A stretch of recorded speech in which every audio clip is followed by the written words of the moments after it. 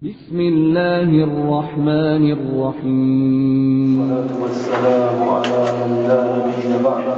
ربنا ظلمنا أنفسنا وإن لم تغفر لنا وترحمنا لنكونن من الخاسرين. اللهم أخرجنا من ظلمات الوهم وأكرمنا بنور الفهم وافتح علينا بمعرفة العلم وسهل أخلاقنا بالحلم واجعلنا ممن يستمعون القول فيتبعون أحسنه وبعد.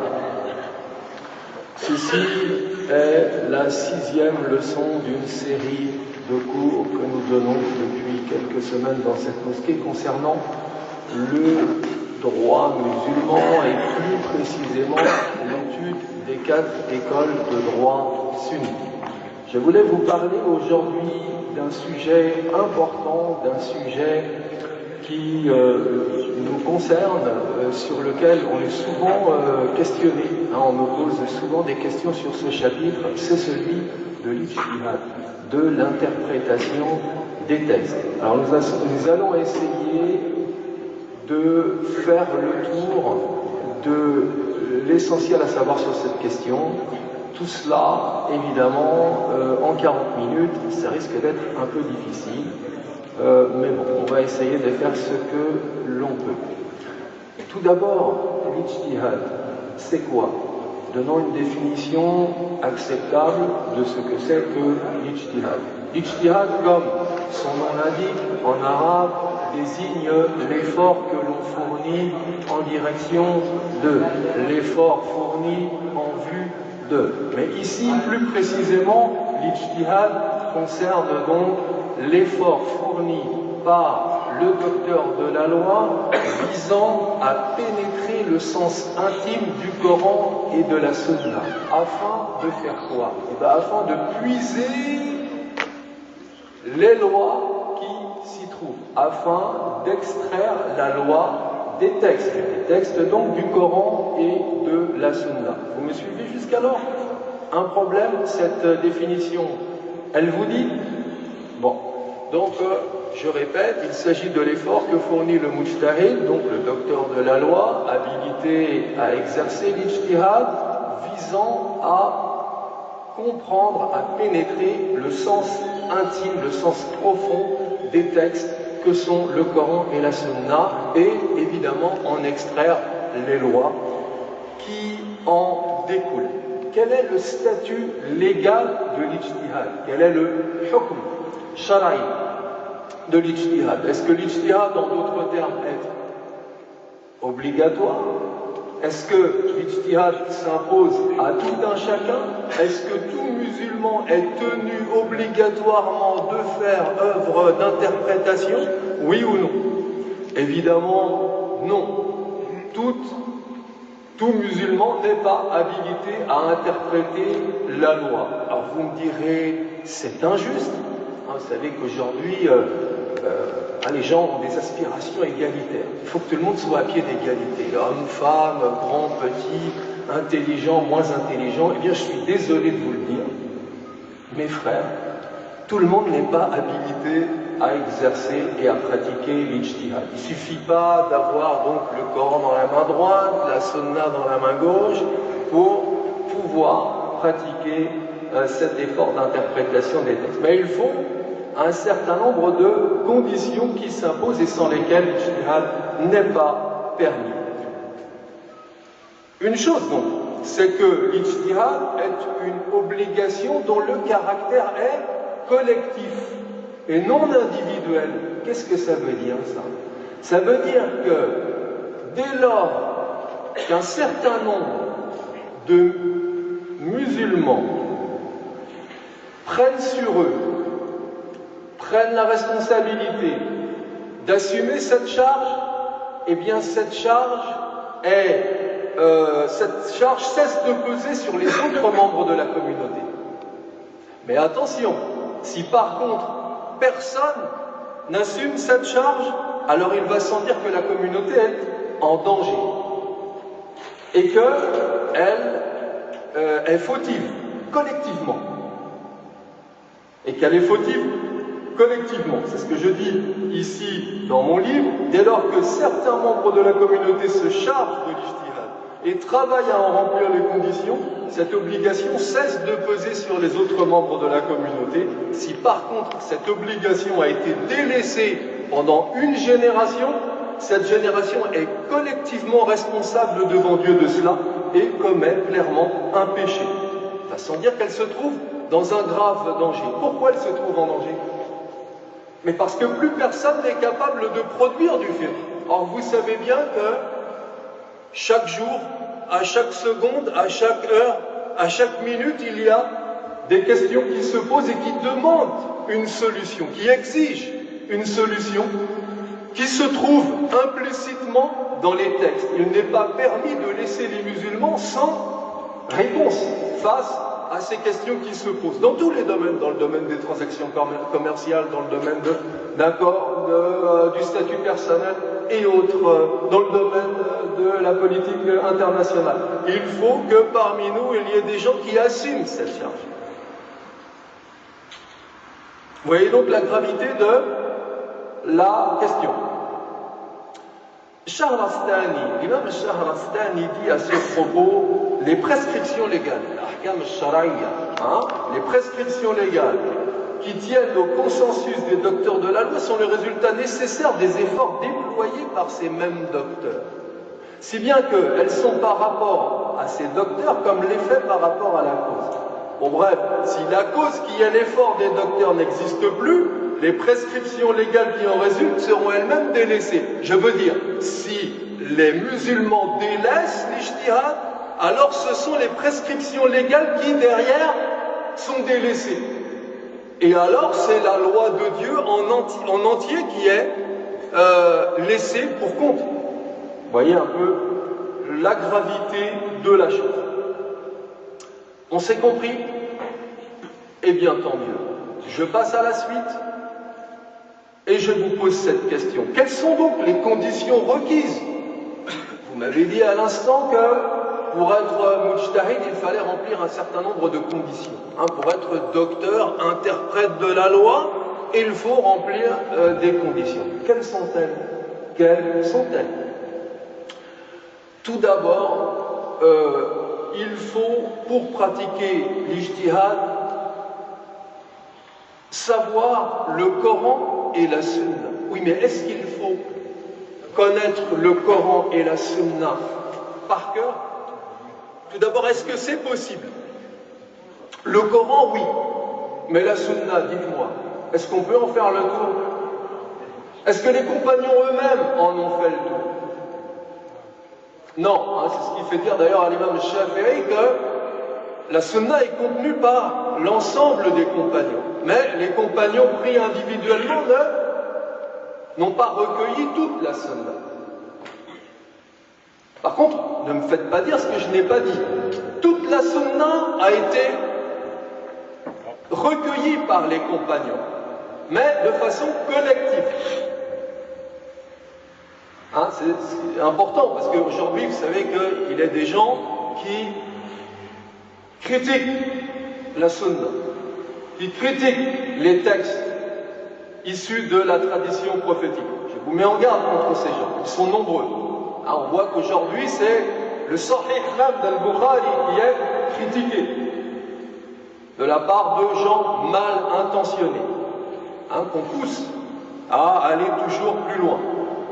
Vous connaissez ce hadith de Aïcha disant que elle s'est mariée au prophète sallallahu alayhi wa sallam à l'âge de 9 ans et tout le scandale qu'on nous fait derrière, visant en réalité à détruire, à remettre en cause la fiabilité d'Al-Bukhari et d'en discuter l'authenticité, voyez, et de créer une sorte de doute dans l'esprit des musulmans. Faites très attention à cela. C'était une parenthèse qui n'a pas de rapport direct avec notre sujet. Revenons à ce que nous disions à l'instant. Première condition qui s'impose à tout mujtahid qui désire donc pratiquer l'ijtihad, connaître le Coran. Pas tout le Coran, mais au moins du Coran les versets qui concernent la loi, Vous savez que dans le Coran, il y a des versets qui concernent la loi, il y a des versets qui concernent l'histoire des prophètes, il y a des versets qui relèvent des simples exhortations, il y a des versets coraniques qui relèvent de la morale, donc de la dogmatique aussi, la croyance en Dieu, aux prophètes, aux anges. Les versets coraniques qui concernent la loi, si on avait à les regrouper, on arriverait à peu près à 500 versets. Donc, le mujtahid doit connaître ces versets coraniques et il doit être capable de les trouver là où ils sont évoqués, mentionnés dans le Coran. C'est un préalable nécessaire. Également, de la tradition, il n'est pas nécessaire qu'ils connaissent toutes les traditions et qu'ils les connaissent même par cœur. Mais ce qu'il faut, c'est qu'au moins il ait en tête ces 1000, ces 2000 traditions qui concernent la loi. Si on avait à prendre, je prends toujours pour exemple le livre d'Ibn Hajar al-Asqalani, Bulugh al-Maram, vous avez tous entendu parler de Bulugh al-Maram, qui est une référence en droit shafi'i. L'imam Ibn Hajar al-Asqalani a réuni un certain nombre de traditions prophétiques qui concernent la loi et qui servent d'appui au droit shafi'i. Eh bien, ces traditions sont au nombre à peu près de 2000 textes dans Bulugh al-Maram. Vous voyez, on a là l'ossature de ce qu'est le fiqh. Donc, le mujtahid doit connaître ces textes, non pas par cœur, mais au moins en avoir une connaissance suffisante pour pouvoir les trouver là où ils sont. Je le répète, il est préférable que ces textes, ils les connaissent par cœur, sans que ce soit obligatoire. Également, deuxième condition, pour prétendre à l'ijtihad, connaître, on s'en doute, la langue du Coran et de la Sunna, je veux dire l'arabe. Est-ce que ce mujtahid doit connaître l'arabe comme le connaîtrait un lettré spécialisé dans la rhétorique? Non. Simplement, ce qu'on veut du mujtahid, c'est qu'il atteigne un degré suffisant pour comprendre à la première lecture le sens des textes de la loi.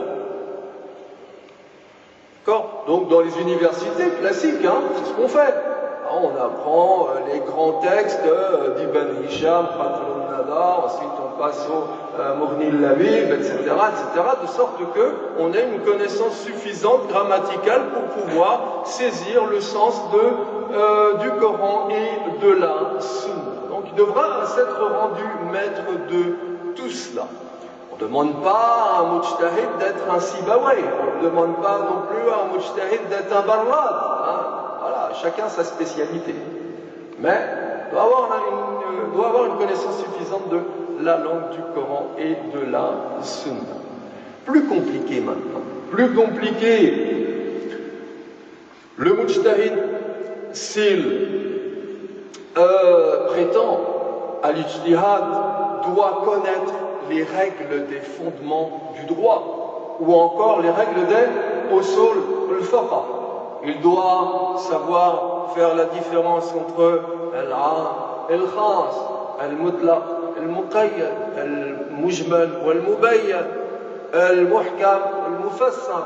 Il doit s'être rendu maître de la subdivision en somme des mots et des énoncés du Coran et de la Sunna en termes particuliers, en termes généraux, en termes communs, en termes propres, en termes figurés. Tout cela, il doit le savoir. Mais ce n'est pas tout. Il doit également avoir une connaissance précise et détaillée d'un chapitre parmi les plus compliqués des fondements du droit, et c'est là qu'interviennent les livres de droit hanafi. Je veux parler du chapitre du qiyas, de l'analogie. Je dis toujours à nos élèves, ne peut prétendre au fiqh que celui qui a une connaissance suffisante de ce chapitre dans les livres de nos co-religionnaires hanafites. C'est très important parce que, comme j'ai eu l'occasion de le dire il y a plusieurs semaines, les hanafites se sont rendus maîtres de ce chapitre. L'essentiel du fiqh hanafi repose sur l'analogie, mais plus encore sur le motif légal et la recherche et l'emploi du motif légal.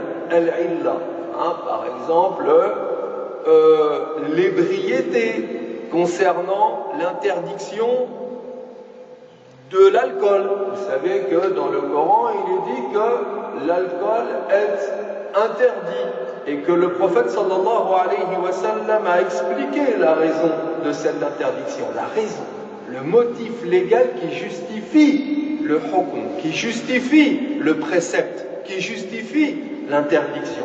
Et ce motif, cette raison, c'est que l'alcool enivre. Et le prophète sallallahu alayhi wa sallam d'ajouter, tout ce qui enivre est interdit. Kullu muskir haram. Nous avons là donc le motif légal qui légitime l'interdiction et qu'on peut donc appliquer à tout ce qui est du même acabit, qui est de la même catégorie et qui enivre. Le hashish, par exemple. Le hashish enivre. La cigarette n'enivre pas. Non, par exemple. Vous voyez, donc on fait ce type d'analogie. Les hanafites se sont rendus maîtres de ces questions, raison pour laquelle je renvoie toujours nos élèves à ces livres. Et puis enfin, le mujtahid, ça fait déjà pas mal de choses quand même. Ça fait déjà pas mal de choses. C'est pas impossible, mais ça demande un certain nombre d'efforts.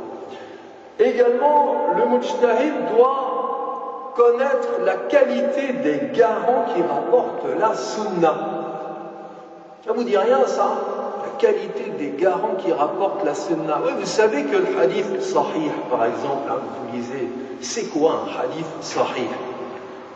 وذي من أقسم الحديث عدة وكل واحد أتى وعده أولها الصحيح وهو ما اتصل إسناده ولم يشذ أو يعارض به عدل ضابط عن مثله معتمد في ضبطه وعقله والحسن المعروف طرقا وغدت رجاله لك الصحيح اشتهرت وكل مع رتبة الحسن قصر فهو الضعيف وهو أقسام كثر.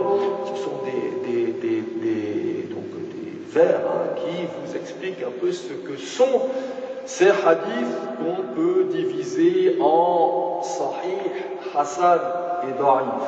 D'accord? Quel est le statut de chaque catégorie d'entre ces hadiths? Est-ce qu'on prend un hadith sahih en compte, en considération? Est-ce qu'on prend un hadith hasan en considération? Et surtout, qu'est-ce qu'on discute? Est-ce qu'il est permis à un mujtahid de discuter de la qualité du garant, je veux dire, de sa capacité à mémoriser, sa maîtrise de sa mémorisation, de la mémorisation, et son honorabilité?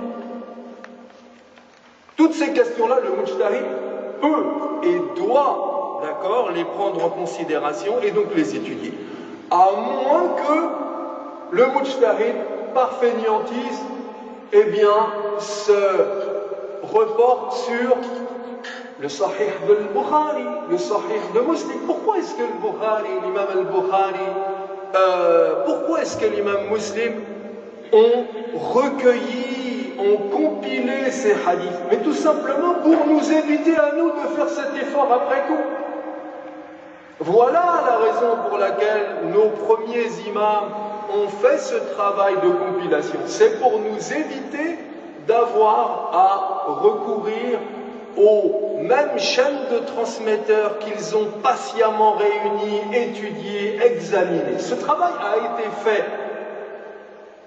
Je ne dis pas que certains points de détail ne peuvent pas être discutés. On peut discuter du détail, d'accord, de la qualité des garants. Mais dans l'ensemble, ces hadiths sahih, compilés dans le Sahih al-Bukhari, par exemple, sont indiscutables. On l'a déjà dit, et je le répète, et c'est une profession presque de foi pour nous. Hein, après le livre de Dieu qu'est le Coran, il n'y a pas de livre sur terre plus authentique que Sahih al-Bukhari. Voilà ce que je professe et voilà vous voyez, cette doctrine avec laquelle je désire rencontrer personnellement mon Seigneur. Non, j'insiste là-dessus. Parce qu'on se doit aujourd'hui d'insister. Il y a un problème particulier jusqu'alors. Vous me suivez? Tiens, vous étiez là il y a quelques semaines derrière, c'est ça, puis je vous vois plus rare. Mais c'est bien, vous vous rapprochez petit à petit. C'est bien. D'accord. Donc, oui, mais alors, la réunion de toutes ces conditions ne suffit pas. Parce que finalement, remarquez avec moi, toutes ces garanties sont des garanties de science. Mais il reste un point qui est important et que doit remplir, une condition qui est importante et que doit remplir le mujtahid, c'est-à-dire celui qui interprète la loi, c'est la garantie de moralité. Ah, il ne suffit pas qu'il ait des connaissances aussi vastes soit-elle, et il faut encore que cet homme soit déclaré honorable. Oui, mais comment s'en convaincre? Comment s'en persuader? Comment le savoir finalement? La moralité, c'est un critère qui est difficile à définir. Quand est-ce qu'un homme est déclaré honorable et quand est-ce qu'il ne l'est pas? La moralité, la piété, c'est quelque chose d'intérieur qui n'est pas perceptible par la voie des sens. Vous êtes d'accord avec moi? Donc, les docteurs de la loi se sont mis d'accord sur l'idée que, allez, on se base pour conclure à l'honorabilité d'un individu sur une présomption. C'est que l'homme pieux qui pratique les devoirs de la religion apparente, qui prie avec nous, qui jeûne avec nous, qui s'acquitte du pèlerinage avec nous, qui ne commet pas de péché capital, qui ne commet pas dans la mesure du possible de péché véniel, uriner dans la rue. Tiens, vous pouvez souvenir, vous avez confiance en un imam, puis du jour au lendemain, vous le voyez faire des choses comme celle-là, c'est vrai que ça passe mal quand même, ça passe mal. Donc ces choses-là, on évitera de les faire, d'accord? Tout mujtahid qui donc remplit cette condition d'honorabilité sera considéré comme étant fiable. D'ailleurs, cette question a des incidences contemporaines. Beaucoup de prédicateurs aujourd'hui vous présentent une image très respectable d'eux-mêmes, et puis il s'avère avec le temps que les informations nous présentent l'individu d'une manière différente. Ça ne vous dit rien? Faites très attention à ces choses-là aujourd'hui. Voilà où nous en sommes. Les différentes catégories de mujtahid maintenant. Oui, on a divisé les mujtahid au moins en deux catégories. Tout d'abord, vous êtes fatigué là ou pas? Ça va, non? Vous en voulez encore? Allez. Tout d'abord, donc, on distingue le mujtahid mutlaq. Ah bah ça y est, c'est déjà fait. Le mujtahid, c'était pour moi, c'est ça? C'est gentil. Merci, Allah yabarik. Excusez-moi un instant. Le mujtahid, donc, mutlaq. Faites attention avec moi à cela, à ce point-là, parce que c'est également important. Chose à savoir quand même. Donc, je disais qu'il y a deux catégories de mujtahid. Tout d'abord, le mujtahid mutlaq. Quel est le mujtahid mutlaq? Le mujtahid au sens absolu. C'est celui qui est capable non seulement d'extraire la loi des textes, mais en plus de poser la méthode qui permet d'extraire la loi des textes. Il est capable à la fois de faire ceci et à la fois de faire cela. Et des imams comme cela, à notre époque, n'en déplaise à certains qui voudraient le faire croire, il n'y en a pas. Il n'y en a plus. Et c'est pourquoi, À une certaine époque, les musulmans se sont mis d'accord sur le fait que,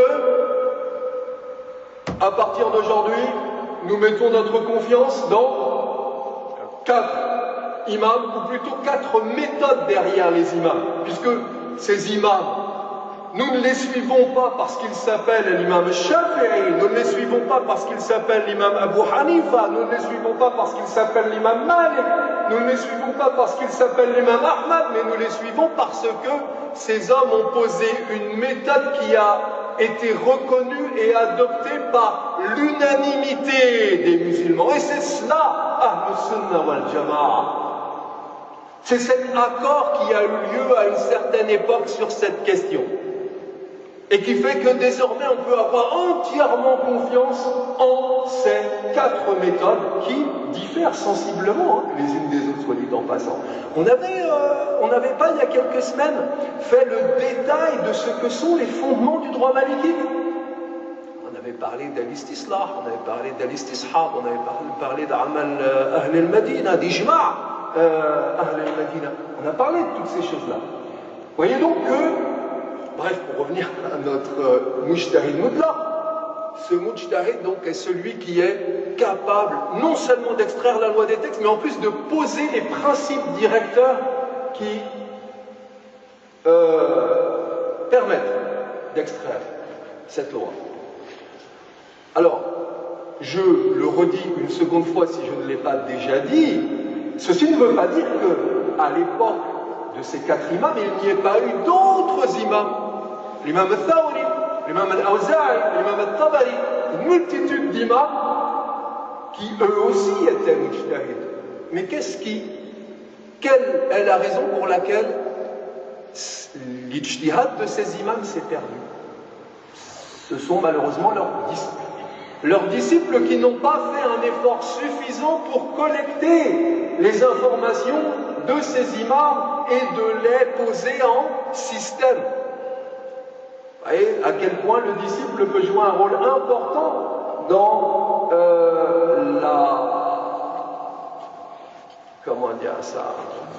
dans la transmission d'une école. Alors, on le voit par exemple avec, c'est très clair, dans le fiqh hanbali.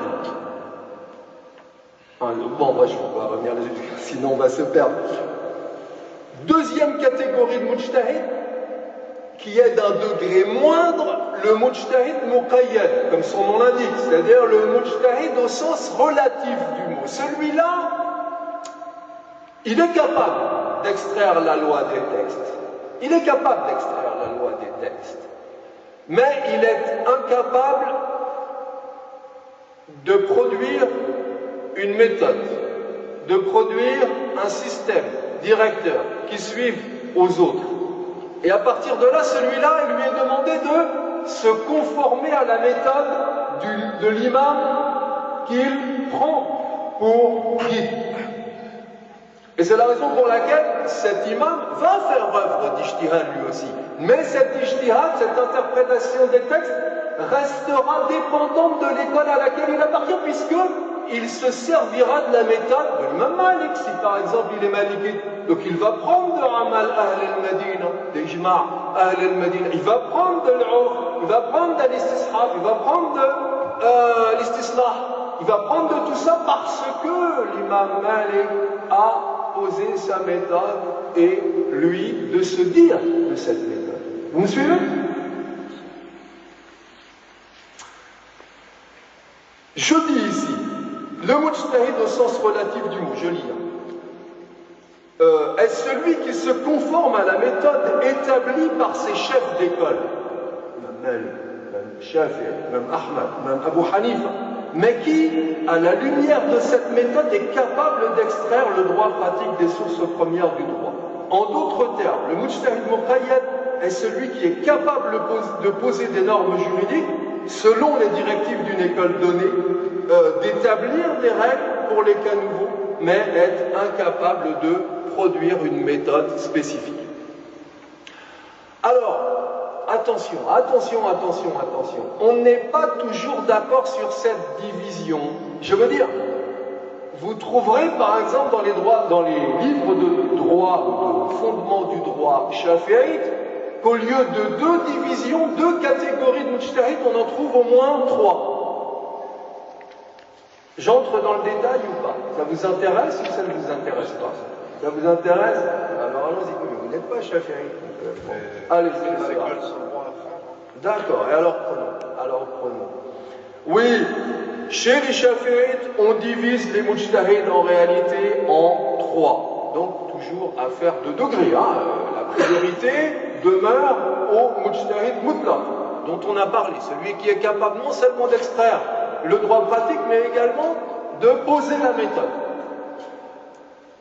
Au-dessous de lui est le mujtahid d'école, le mujtahid al-madhhab.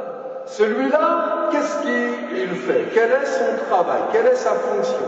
C'est celui qui est capable de tirer des conclusions qui ne se trouvent pas dans les textes des docteurs de son école. S'il est shafi'ite, il va proposer, d'accord, des solutions, des conclusions qui ne se trouvent pas dans les textes des docteurs de la loi. D'accord? Finalement, ça correspondrait au mujtahid muqayyad, au mujtahid muqayyad des autres écoles. Oui, mais remarquez avec moi. Ensuite, ces mêmes shafi'is sous-divisent les mujtahid en mujtahid al-muntasib et mujtahid min ashab al-wujub. Par exemple, les disciples directs de l'imam al-Shafi'i, comme al-Muzani, al-Buwaitri, sont des mujtahid muntasib. C'est-à-dire que yantasiboun ila l'imam al-Shafi'i. Et donc, on les considère comme d'un degré supérieur à d'autres imams qui, eux, n'ont fait qu'un travail de recension des avis et de choix préférentiels entre un avis et un autre au sein d'une même école. Ça, c'est par exemple l'imam al-Nawawi. Vous connaissez l'imam al-Nawawi en tant qu'auteur d'un certain Riyad al-Salihin, ou encore Al-Arba'in al-Nawawi, ou encore Azkar, merci, de livres formidables, livres que vous devez absolument avoir dans votre bibliothèque, c'est entendu. Mais au-delà de cela, l'imam al-Nawawi, sachez-le, est un murajjih fil madhhab al-Shafi'i. C'est un shafi'ite émérite qui a écrit un livre énorme, une encyclopédie du droit shafi'i et même au-delà du droit comparé qu'on appelle Al-Majmoua. Al-Majmoua. C'est un livre, je l'ai à la maison, ça doit faire, je ne sais pas, 24 volumes. C'est un truc énorme. Et donc, cet imam Nawawi fait partie donc de ces ashab al-wujub, ou plutôt des mujtahid al-fatwa qui font prévaloir une opinion sur une autre opinion. Voilà en gros ce que vous devez savoir sur la question. On n'est pas tous d'accord sur cette division des mujtahid. Bref, retenez au moins cela, ces 2 catégories de mujtahid dont je vous ai parlé de prime abord, à savoir le mujtahid mutlaq et le mujtahid muqayyad. Il n'y a plus aujourd'hui de mujtahid mutlaq, mais par contre, on peut faire œuvre d'interprétation au sein de l'école à laquelle on appartient. Vous êtes malikite, c'est bien cela? Eh bien alors, si vous remplissez les conditions d'un ijtihad, vous êtes habilité à interpréter la loi dans le cadre de ce madhhab. Il me reste encore du temps? Très bien.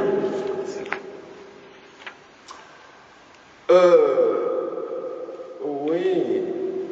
Mais finalement, alors, l'effort du mujtahid, il porte sur quoi? Est-ce qu'on peut faire effort d'ijtihad dans tous les domaines? Est-ce qu'on peut prendre n'importe quel texte de la loi et en faire l'interprétation, oui ou non? Certains vous diront si. Tiens, allez, et pourquoi je ne pourrais pas? Pourquoi on ne peut pas? Je vais vous le dire. Pourquoi on ne peut pas? C'est que allez, au moins 2 choses l'une, si ce n'est 4 choses l'une. Soit le texte de la loi qui nous occupe est indiscutable du point de vue de la transmission, mais pose problème du point de vue du sens. Écoutez-moi bien, là on rentre dans le détail. Hein, je vous demande là de vous concentrer. Je vous demande de vous concentrer. Imaginons un texte qui emporte la certitude du point de vue de sa transmission. Par exemple, un verset coranique.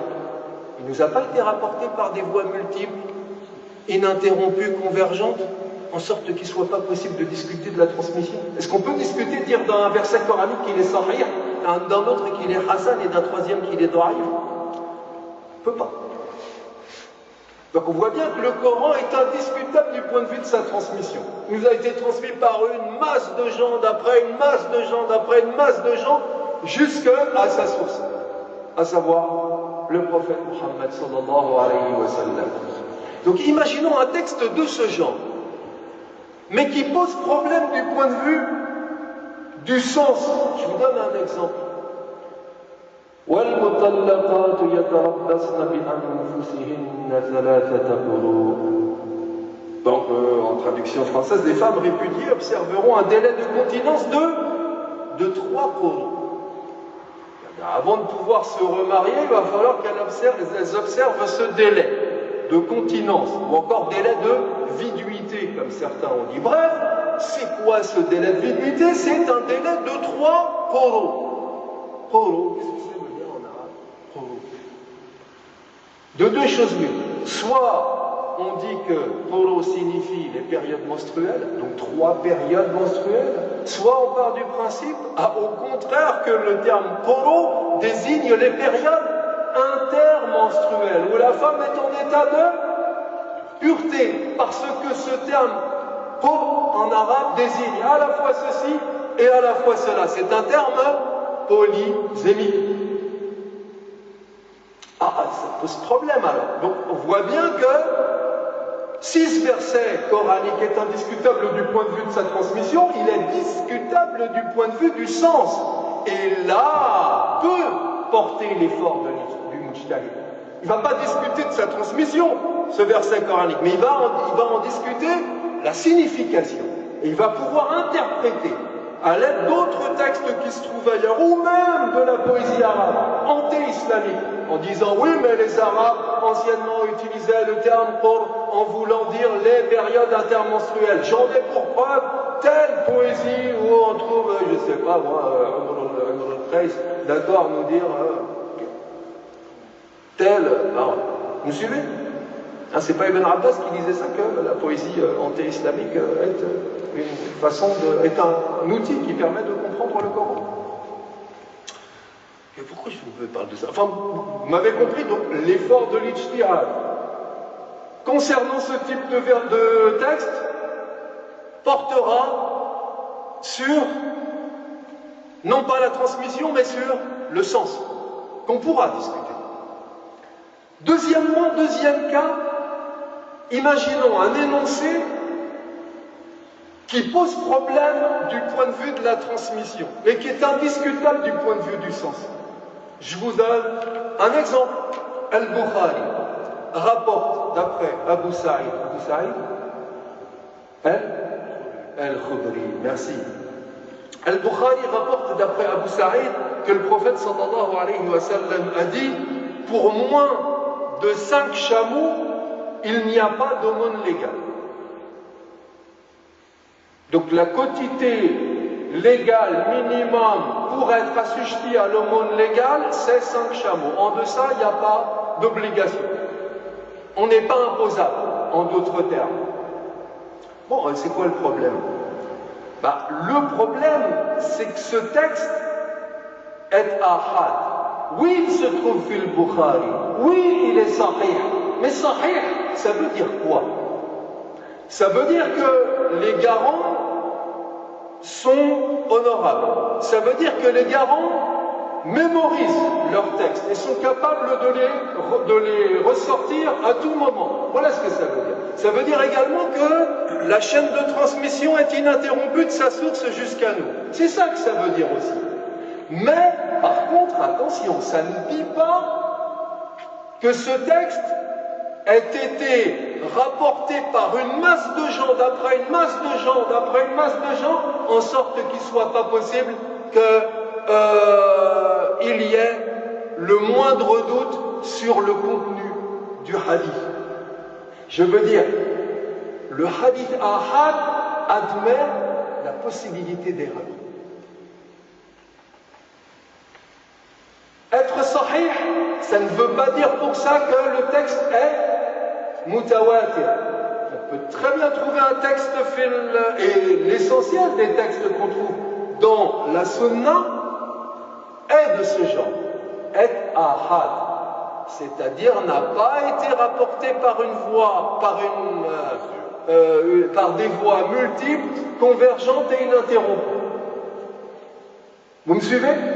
Donc on peut en discuter la chaîne de transmission. On peut en discuter la chaîne de transmission. Pourtant, le sens ici est indiscutable. Pour moins de 5 chameaux. Est-ce qu'on peut discuter du nombre ici et dire non, peut-être le prophète sallallahu alayhi wa sallam a plutôt voulu dire ici 4 ou 6? C'est pas possible, on ne peut pas discuter. Là, le sens ici est univoque, il n'a qu'une seule signification. Cela consiste en un nombre exact, 5, qui ne peut être ni supérieur ni inférieur à la quantité fixée dans le texte. Donc, l'effort du mujtahid portera sur quoi? Sur la chaîne de transmission du hadith. On pourra dire par exemple, attention, oui c'est un hadith sahih, mais moi j'oppose à ce hadith sahih un verset coranique qui est de degré supérieur, parce que celui-là, il nous est rapporté par des voies multiples, convergentes et ininterrompues. Et donc il peut s'opposer et contredire ce type de hadith. Vous me suivez? Autre, ça y est, c'est terminé. Je termine au moins avec ça, ouais, voilà, je termine avec ce chapitre. Jusque-là, il y a un problème. Troisième cas. Le cas où le texte entraîne l'opinion, c'est-à-dire entraîne l'incertitude, non seulement du point de vue du sens, mais également du point de vue de la transmission. Par exemple, dans la sunna, le prophète sallallahu alayhi wa sallam a dit « La salata liman lam yaqra bi ummil kitab » La salata liman lam yaqra bi ummil kitab. C'est-à-dire, il n'y a pas prière, littéralement, après on va savoir, on va comprendre ce que ça veut dire. Il n'y a pas prière pour celui qui n'a pas récité l'ouverture du livre. Premièrement, ce hadith est ahad, il n'est pas mutawatir. Donc sa chaîne de transmission peut être discutée, peut être remise en cause à l'aide d'un texte qui lui soit supérieur. Un verset coranique, par exemple. Vous êtes d'accord avec moi ou pas? Deuxièmement, son contenu aussi pose problème. Qu'est-ce que ça veut dire pas de prière? C'est-à-dire pas de prière valable ou pas de prière complète? Si, ça ne veut pas dire cela. Parce que si je pars du principe que le prophète sallallahu alayhi wa sallam a voulu dire ici pas de prière valable, alors vous êtes obligés, mes frères, chaque fois que vous priez, de réciter le Fatiha, y compris même derrière l'imam. Ah oui, la salata liman lam yaqra bi ummil kitab. Pas de prière valable pour celui qui n'a pas lu Ummul Kitab, y compris derrière l'imam, y compris dans toutes les rak'ah, dans tous les cycles de prière. Mais si par contre, j'interprète ce hadith d'une autre manière, et je dis pas de prière complète, à dire oui, elle est valable cette prière, mais le bénéfice pieux que j'en tire sera incomplet dans l'au-delà. Ça ne veut pas dire du tout la même chose. D'accord avec moi? Où l'on voit que l'effort de l'ijtihad, donc, pour ce type de texte, pour apporter non seulement sur la chaîne de la façon dont il nous est parvenu, mais également sur sa signification. Et puis enfin, sachez-le, imaginons un problème dont aucun texte dans le Coran ou dans la Sunna ne fait état de façon explicite. Ben alors il est évident que l'effort de l'ijtihad pourra se porter sur ce cas, devra se porter sur ce cas. Et il faudra trouver une solution, soit dans le Coran, soit dans la Sunna, ne serait-ce de façon implicite, et répondre à la question posée. Et par là même, je termine ce cours concernant les quatre écoles de droit sunnites. Je vous renvoie donc à 2 semaines pour continuer ce sujet qui est passionnant. En tout cas, c'est mon avis sur le sujet. Wa sallallahu ala sayyidina Muhammad wa ala alihi wa sahbihi wa sallam wa akhiru da'wana alhamdulillahi rabbil alamin. Sauf que je n'ai pas terminé. Allez, il nous reste encore 40 minutes avec vous. Ah oui, pour ceux qui veulent du rab, je suis à votre service. Une minute. Alors,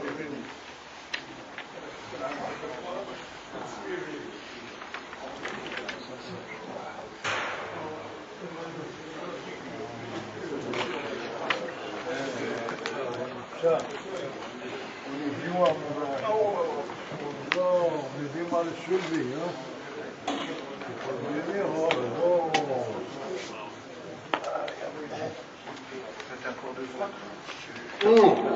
Donc un cours de fiqh malikite cette fois-ci, de droit pratique. Comment? Allez, en 30 ou 40 minutes. Aucun problème, sinon vous avez une chaîne, mais à défaut, je vous en prie. Pour une prochaine fois, vous pouvez toujours suivre sur YouTube ces leçons.